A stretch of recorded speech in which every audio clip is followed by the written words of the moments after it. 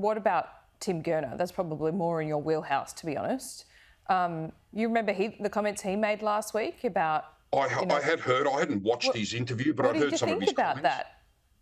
Oh, well, look, I was a bit taken aback, to be quite honest. I mean, he's a developer. He develops a fair bit in Victoria. I mean, jobs are all union jobs. I mean, I don't know whether he was taken out of context. I haven't watched the interview. I mean, No. but I mean, my understanding is he's apologised for it. Now, I don't know. I mean, if he really means, you know, what he said, I think it's a bit alarming. I mean, I think we've gone a long way in the construction industry. You know, the them against us mentality is really almost non-existent. And to, I don't know. I haven't seen the interview, and I'd like to think that he was taken out of context or what he's. Sometimes people say things that don't come out the right way. So, I don't think he was. I don't think he was. To be fair to him, I don't think he was taken out of context. But I think privately, some bosses might agree with him that in your sector in particular, there's a lot of highly paid tradies, and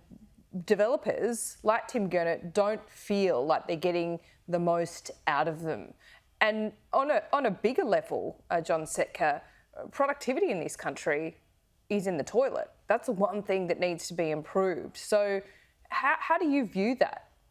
Well, to be quite honest, Laura, at our last EBA meeting, I mean, even the builders there conceded that there wasn't much more in productivity that we could give. There's quite a few flexibilities in our enterprise agreement, and even the builders acknowledged that there is not much more flexibility and productivity that they could gain. I mean, our industry, we put up buildings quicker than most people do anywhere in the world. I mean, that, you'll never read about that. You won't see that in the Liberal papers.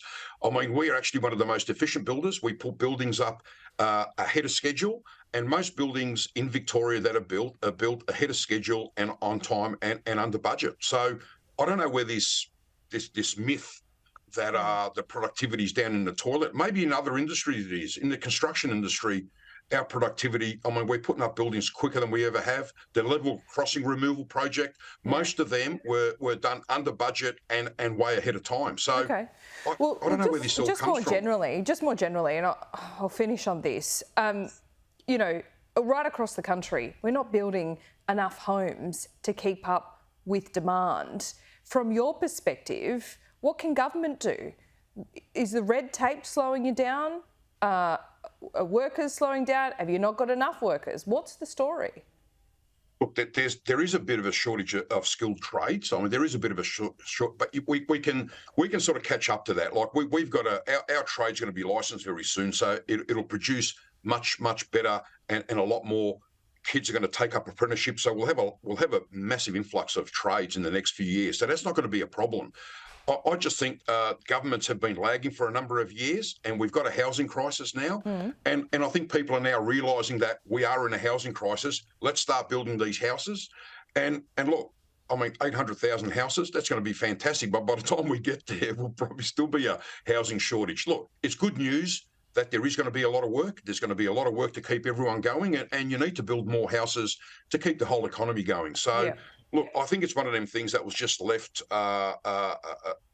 for a long time. People that weren't in that headspace. It's now become a crisis point, and governments are now realising it. And thankfully, they're starting to do something about it, which I think it's going to create more work, more jobs. It's a bit late. But you know what? Better late than never. Well, let's come back to the very beginning. So let's just be clear for our viewers. You're not threatening strike action at the moment. Your EB is up for negotiation. Basically, you did a survey of your members, and most of them would be happy to go on strike to get what they want. Look, Laura, our history has been everything we have in the construction industry, we've had to fight for. It wasn't just given to us. We've had to fight for it. We're in a dangerous industry.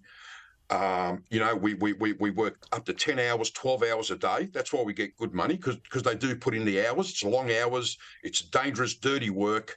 And you know what? We deserve everything we get. And we want to get a decent pay rise to keep up, you know, with the cost of inflation. Everything's going up. Yeah, groceries are going up. Yeah, all bills are going up. So, you know, we want our wages to go up to keep up, you know, and we need to do that. And we're putting a lot of clauses in, like parental leave, you know, so we got a lot of females. We're attracting a lot more females into our industry.